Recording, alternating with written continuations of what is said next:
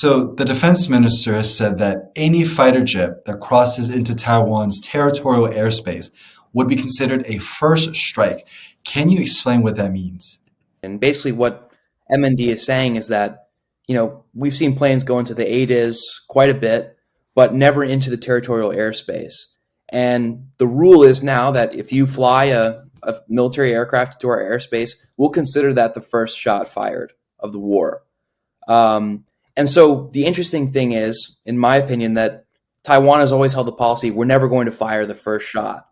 But in technical senses now, flying an aircraft isn't firing a shot, although really if you fly into the territorial airspace with a military aircraft, I don't really know what your intent is other than to start a conflict.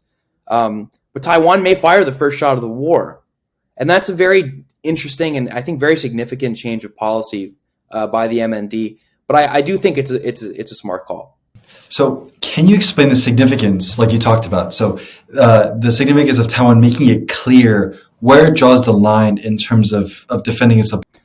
I think it's very significant because, like you said, in deterrence, ambiguity is very important. But I think it's very important that Taiwan asserts its sovereignty in this way, because the PLA is going to push as far as they feel comfortable pushing.